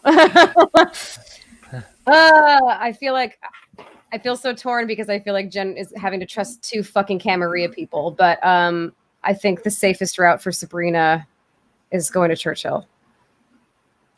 Oh yeah, okay. I mean, I think that'd probably be an okay idea. I can talk to him and set up the meeting if you want. Curtis, do not be doing this to get brownie points, please.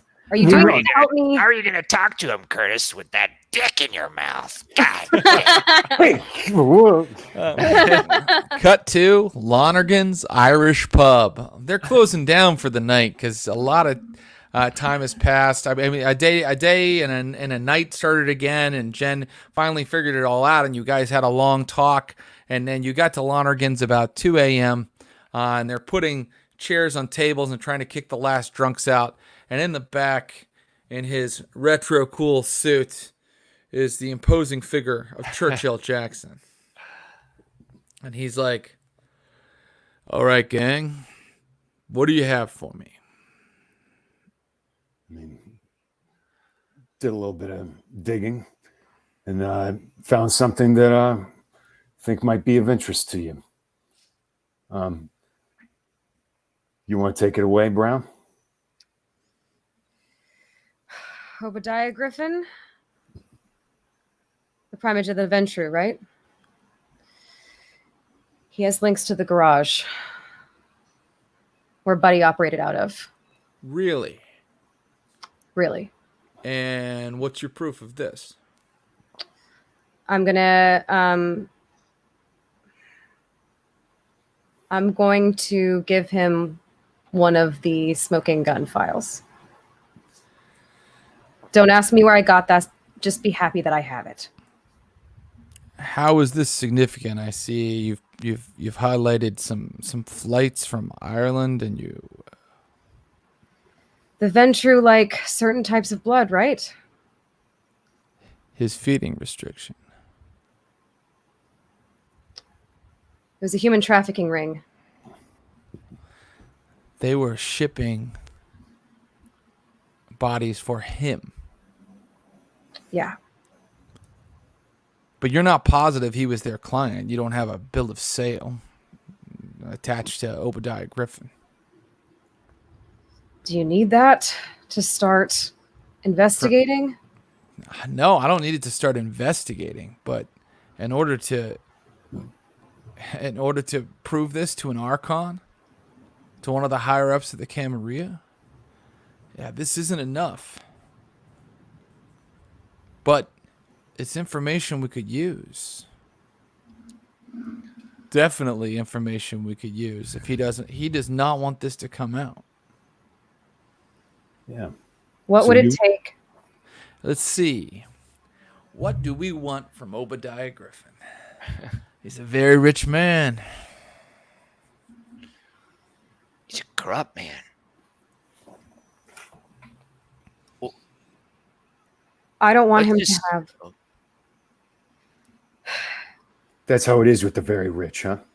They don't think society's laws apply to them. That's right, Curtis. What's his standing in the Vampire Brigade? You know, he's not much liked anymore.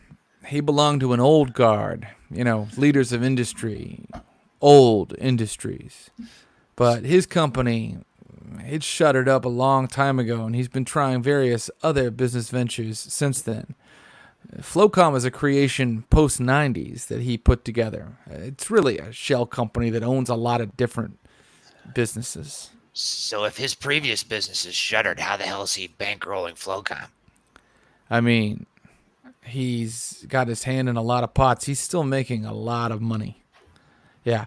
Now, he doesn't have any friends in Elysium. He mostly has ghouls, mortals that'll do whatever he says, and that little bootlicker Stephen Francis. Yeah, what would it take to get proof? I mean, I doubt he's just got bills of sale lying around for his little shamrock shakes. I'll get to work on it, but we would need some kind of records from his finances that show that he spent this money, that these amounts were handed over to the garage. We would need the other half of this transaction. We need somebody who could get financial records and access to like a accounting database.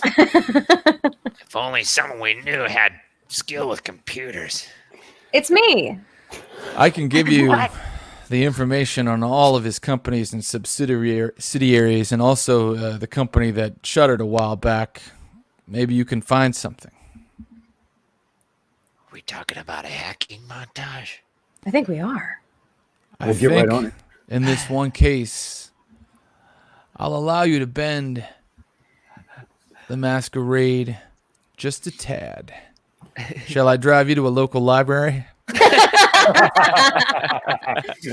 I hear Yes. they've got a 58 baud rate modem. Knowledge is Under the power. condition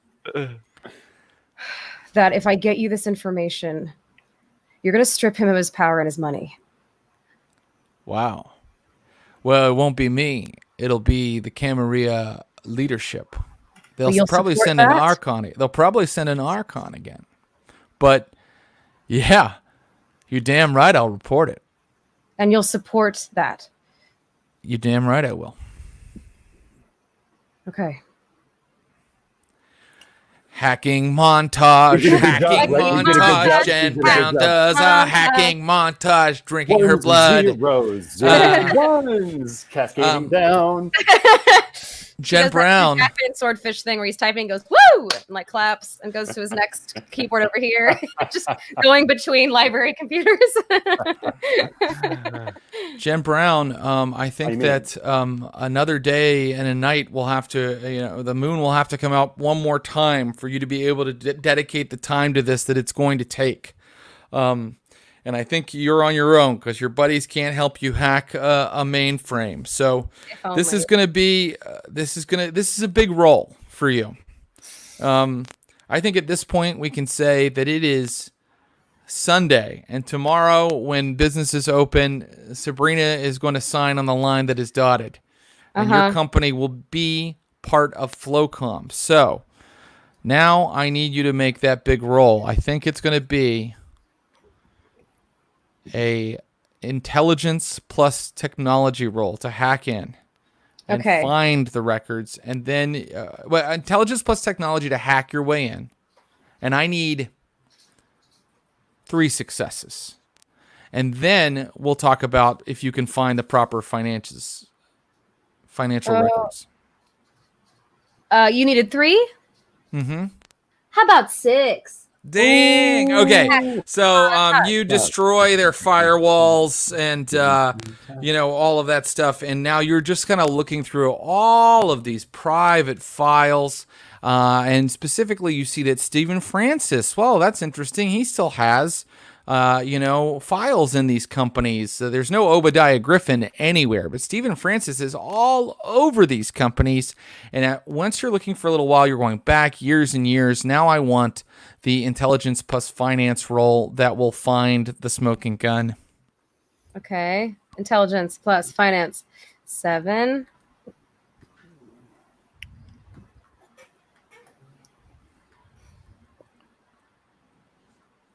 I'm going to spend a willpower because I only got 1 success. No problem.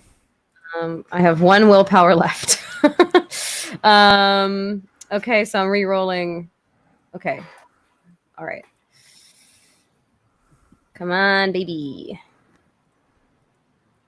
Okay, so 4 successes. Hey, that's better than 1. That's way better than 1. You've got them. I mean, they bought it through their companies, but it's in the exact amounts. They stupidly used different little companies they had to kind of pay and write off these expenses, which were actually to buy people from Ireland that Obadiah Griffin could snack on. You have them. Are you taking it to Churchill Jackson? I'm taking it to Churchill Jackson. I mean, I'll set up the meeting and just make sure it's all. Yes, thank you, Curtis. Great, thank you. Yeah, Yes. Yeah. Sure. I think that we will end our final scene here. Well, maybe not our final scene, but we're going to set a scene at Elysium, where Obadiah Griffin has answered a summons from the sheriff of Pittsburgh. And that sheriff has brought 3 young kindred with him. And Churchill definitely has all the ghouls in attendance as well. And Obadiah Griffin enters and is like, what's the meaning of this? It's 2 hours till dawn. I don't jump when you tell me to jump, Jackson. I built this fucking town. And then Jackson's like, well, that may be true, but it seems that you are in violation of the Masquerade and have been consorting with known anarchs. The hell are you talking about? Jen Brown? Churchill turns to you, he's like, would you like to tell him what we've found out? Taste of the Celtic. Is that right? What? Oh, it doesn't ring a bell to you that there have been multiple flights from Ireland for special dinners over a period of, looks like years, provided by the exact same men and women that were working under Buddy, a known anarch. I'm gonna step closer to him. And go say something along the lines of, you try to take my fucking company, I burn you. And I'm going to step back. Okay, Jackson. Call off your dog. What, you want me to leave this company alone? I can let it go, all right? If this all disappears. And Jackson goes, no. Working with a known anarch? A vampire outside the Camarilla? I'm afraid now that this has been brought to my attention, I have to take it to the Camarilla hierarchy. And you are going to be censured. And you are going to be limited in your mobility until then. God damn it! I'll destroy you all! And then let's see if he frenzies. Ooh. You better not, because I'm about to punch face. Better not fucking frenzy, dog. I'll punch face. I'm crazy, dude. He actually doesn't frenzy. He gets a hold of himself, but you can see he's holding on to the table, and he's put cracks into the big oak table you're all standing around. And he goes, fine. But the buyout's going through, little girl. It's happening. If you won't make this disappear, then your company belongs to me. And your little friend. He starts to walk out, and Churchill's like, be sure to go with these guards to your new quarters here in the luxurious Hotel U.S. Steel building. So Jen Brown, the problem here is that because you've brought in Churchill Jackson, it doesn't appear that Obadiah is willing to make a deal with you. So what is the solution now? And keep in mind, I, as the storyteller, do not know it. So this is maybe convenient, but is it conceivable that when I gave Sabrina active CEO powers, knowing that there would be people coming after her and that they would be dangerous, that I would have basically tracked her? Sure. I would have found a way to, maybe conceivably they would have taken away her phone or something, but possibly, but I don't think it's crazy. You made it very clear that you were being extremely cautious about your company and about her. So I think it makes sense that you would have some sort of tracking app that you can use to find out where she's at. Mm-hmm. Okay. I'd like to go someplace where no one can see me and, and check it to find where she is. Great. She's at the grouper offices, and it's almost 3 a.m, but she's there. Okay. I'm gonna look at the guys, assuming Churchill they're all gone, right? Well, they're nearby if you need them. I'm gonna tell the guys where I'm going, and you can come if you want, but I need to go now. I mean, we can give you a ride. Just be nearby if you need us. Yeah. Okay. Great. And so Curtis and Miles drive you to Lawrenceville, where the grouper offices are on a second story office level above a yoga studio and a latte place. Because it's safe to say, sorry, that if Obadiah was taken into custody, that his associates are also being watched and they're not just being allowed to roam free, right? That is safe to say. Okay, great. All right. Then I'm going to go into the offices and I'm going to try to find Sabrina. Okay. You get to the offices and the doors right in front of you. It says Grouper with the cool logo you guys kind of came up with together on the outside, and your key still opens the lock. And going inside, you see in her office, which is it's all glass walls in here, very startup. She's sleeping on a couch in her office, laying there. Your friend Sabrina. She looks tired, even sleeping right now. She looks kind of bedraggled. I'm going to go over to her and sort of gently try to wake her up. Jen, what are you doing here? Can I tell? Is there something weird to her? Is there a glaze? Can I tell if she's been? Oh, well, she's looking behind you right now. And when she looks behind you, a shadow sort of passes through the light that's coming, from the lights outside. There are no covered over windows here. And you hear a voice behind you go, "Hello, Miss Brown." I turn around slowly.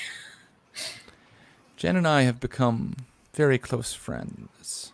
I mean, Sabrina and I have become very close friends. Isn't that right, Sabrina? Yes, Stephen, that's fair to say. And despite your actions against my employer, Sabrina intends to go through with the purchase tomorrow, don't you? Absolutely, Stephen. So are we going to have a problem here? Are Curtis and Miles with me? Or are they downstairs? They are outside, but they were watching carefully. Did they see this? Let's bring them in a second. I want to know what you say to this guy. At any rate, they're not at the top of the stairs in the room with you, so you have to handle this right now. So what did he just say? He was like, are we going to have a problem? The purchase is going through in the morning.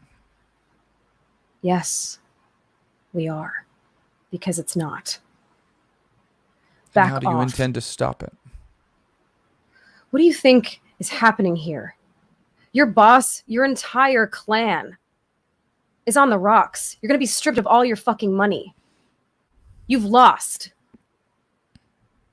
We can still take something from you, can't we?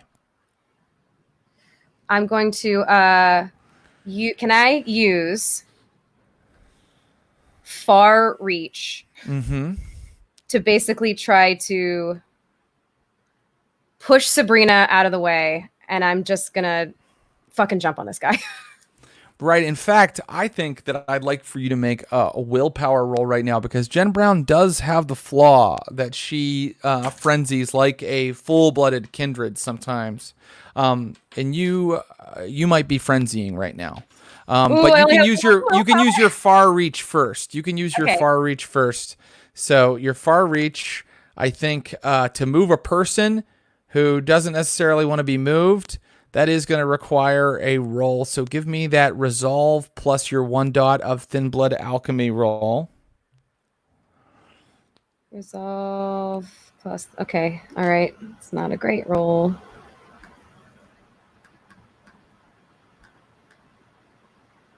One success. Okay, I know it's only one success, but I want to know what your frenzy roll turned out at. Oh, okay. Let me see. So I just roll my willpower, right? Which is currently 1. Oh, yeah. Total failure. Okay, in this case, something crazy happens because you were using far reach at the exact second your anger got the best of you and your beast leapt forward and you frenzied.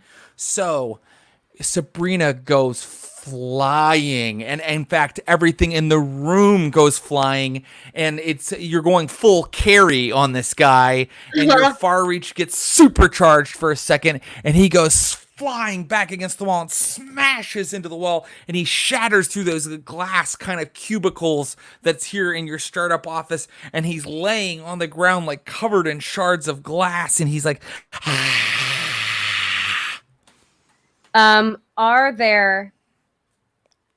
did anything wooden break? no, there was no wood. This is all glass. Not even like furniture or anything when he went. I think the boys may have heard that, your friends, so they may be on their way up, and they can be brought back any moment, but they're not here this second. So, but you have bought yourself time to do something else because he's laying on the ground pulling glass out of himself. So what are you doing now? I am just going to I'm just gonna fucking get on top of him. Mm-hmm. And let's see. I didn't say that I had any weapons on me. Is it conceivable that I would You have the gun Curtis gave you way back. Remember when Curtis gave you that gun a while back? Yeah. So I'm just gonna jump on him your sheet. and put it to his head. And what are you gonna say to him? Like, this may not fucking kill you, but it's gonna hurt, so calm the fuck down. Okay. He's not moving, and he's like, okay. I'm gonna go, Curtis, Miles. Okay, yeah, they come through the door. Not only do I come through the door, I come through the door with an intimidate roll. Oh, there you go. Ooh, let's say same. Hold on. Yeah, give me those intimidate rolls, gentlemen. When you do that, is it just straight intimidation or is it added to an attribute? Oh, it's definitely added to an attribute. You can add it to your charisma. Okay.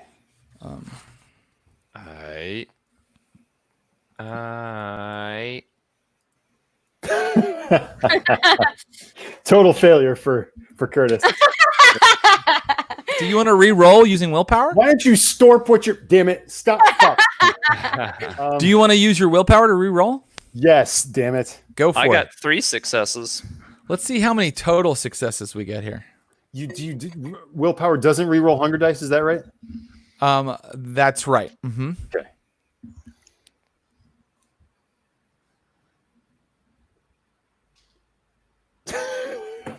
Oh no. Total failure again. No! That's okay. I think here's what happens, guys. He is like kind of like on the ground, and you can tell that he is really a sniveling excuse for a kindred and probably a human being before that. And Jen Brown's show of power, plus these two guys come in, and Miles, thank God Miles was there, added 3 intimidation to him. Tell him what you want because you feel like you have him in a position right now. And you do this while Curtis is tripped and peed his pants. Yeah. I'm going to tell Curtis to go check on Sabrina. Yeah. He removes his foot from the potted plant. He steps in. And she's kind of bleeding. I pick her up and kind of take her to a less glassy area of the office. Okay. I'm assuming there's something wood in this office, right? Sure, but it's going to be tough to make a makeshift stake. I think that what I'm trying to say to you is he's been thoroughly intimidated. Your attack was awe-inspiring, and then, Miles is like, whatever Miles is doing is working. My thing is that I kind of want to take him and not tell the Camarilla that we have him, kind of thing. Do you know what I mean? Like I want to like Really? stake him. I mean, for now, I want to stake him so that we have him, and then decide what to do with him in another session. But I sort of don't want to just like tie him up and hand him over. Interesting. You want to keep your own prisoner. Is that right? Yes. I think that there was a bag of steaks that was in play at one point at the garage. I want to know if Jen Brown had the forethought to bring those with her. And she can tell me if she had the forethought to do that by rolling a wits plus occult roll. So just wits then.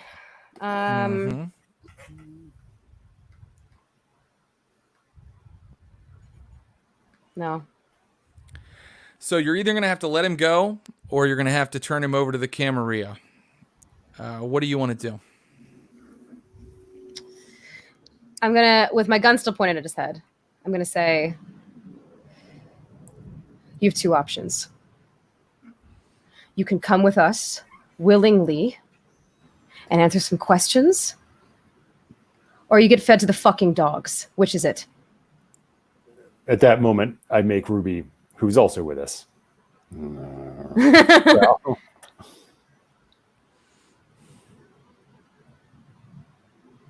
Which is it? I'll come with you.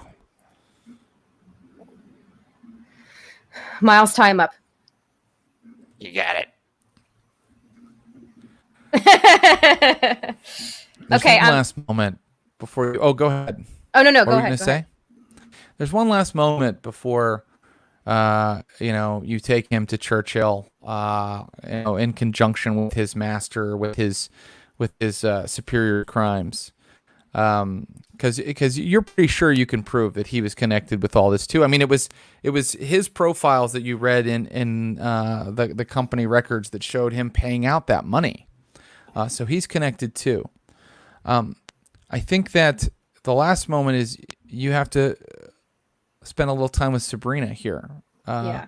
Curtis has taken her into another office, and when you walk in, it's actually kind of the break room where you guys have all kinds of really fun cereals and snack foods in the fridge and little kombuchas and things all lined up in little refrigerators. And she's sitting in there and she's like dabbing her head with a towel and she's bleeding. Finish her. Hey. Jen, what happened? How long has this been going on? How many minutes? How long has this entire scene in your offices been going on? Yeah. Maybe 10? Not long enough for me to erase her memory.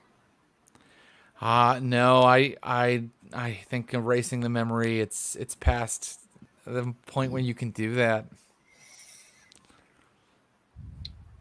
And Sabrina, I need something else from you. Wait, Yeah. What's your hunger right now? 1. Never mind. Go ahead. Sabrina, I'm gonna need you to do something for me. What? I'm going to take a piece of broken glass from the ground, and I'm going to cut my own arm. Yeah. there it is. There it is. There it is. Sabrina? Suckle from the teat of darkness.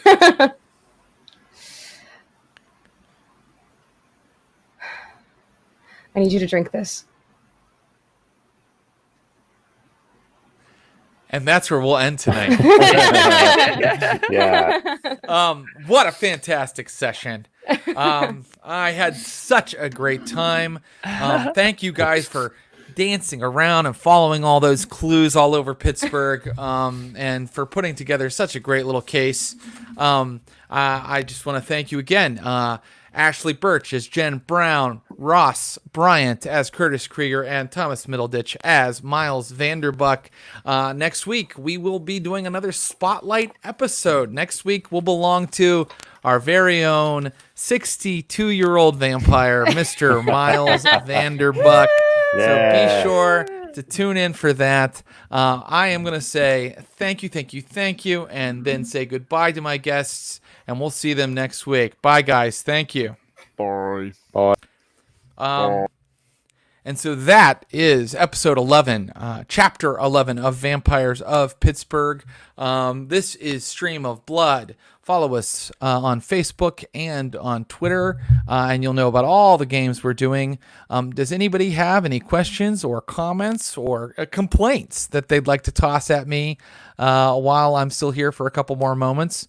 While I'm waiting to receive those, I will let you know that it's really important to us that we're not just doing this and having fun and forgetting about all the really kind of concerning and important work that's being done in the country right now. So please do go to Campaign Zero. That's Join Campaign Zero. Oh, there it is at the bottom. joincampaignzero.org. And please donate. We are not asking for you to give Stream of Blood a Patreon donation. We're asking for you to give Campaign Zero a donation. On a very special episode of Vampires.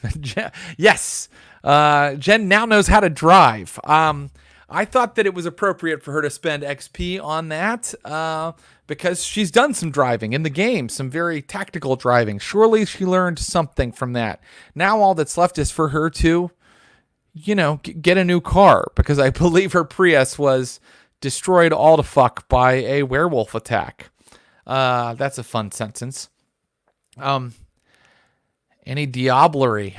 Man, I don't know. I mean, I never know what these guys are going to do. I had no idea Jen Brown was going to make her friend into her ghoul. And that's something that's very interesting is I let them spend their XP that I gave them, right? They had gone through 2 stories, 12 XP altogether, and they spent that. And now she has a retainer, right? I mean, like, if this works, we'll have to kind of delve into it. So I think it's okay sometimes to just give out backgrounds and advantages when the story calls for it. So if this works, if turning her friend into a ghoul, but the other thing is that's her touchstone. Oh God, guys, that means Jen's going to take a hit to her humanity, and I don't think she even realizes that. Wow. The mind reels and then it boggles. But I can't wait to unravel all of those story threads next time we get to see Jen Brown. It looks like that's it for comments and questions. So thank you guys again for tuning in. Oh, here we go. What would have happened if they went to the prince for help? So people have asked me questions like this before. And I think that they are good questions. I think that they are valid questions. But I've decided I'm going to stop answering some of them. The questions that people often ask their game master, like, hey, what would have happened if we went down that hallway instead of that hallway? I'm not going to answer those questions anymore. I'm going to leave it a mystery. But I will promise that our Facebook group will start posting. I think I have some game notes that we could post. We're definitely putting up the character sheets for our friends, the coterie that you watch every week here. So you'll be able to get a little extra information that way. But a game master has to maintain some mystery. Also, sometimes I don't know what would have happened. Run a game with non-neonate vampires like the players playing Ancilla or Elders. I actually, my favorite Dark Ages game I ever ran was a game that I only ran twice as sort of a big event. And that game was like Ancilla, and it was set in medieval Russia on the eve when the Mongol horde was going to invade. And it not on the eve, not on the exact night before, but like in the time right before, and the turns took place over months of time. So people could set scenes where they could have dialogue and do something in the here and now, but also they could take turns where they're like, I spend that month, recruiting a new ghoul. I spend that month messing with his his plans, and so it became like almost like a board game. I had this map of the city and everybody's territories, and that was really fun. And I would love to try to play a vampire game or some other game like that here again, where turns take place over kind of a longer length of time, almost like a game of like Civilization or Crusader Kings or something like that. I think that a lot of these games do lend themselves to that kind of play, especially Vampires, which takes place, over millennia, right? I mean, like with how long-lived these creatures are. So that's my answer to that. Yes, and I would like to do it again. Why didn't we get more details on the sword fight? Who won? Well, I mean, look, next episode is Miles Vanderbuck, and I'm sure a lot of that episode will be devoted to the sword fight. A lot of that's length. A lot of it is just general fencing skills. Who has more of those two vampires? My guess is that Curtis has some melee. I am not looking at his sheet right now. I've probably answered this with more words than it required.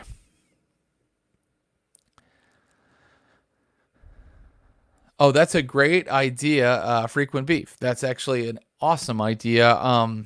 And I believe that there have been streams that did role-playing games where they let people in the chat kind of vote on the faction turns and things like that. So I think that's a great idea.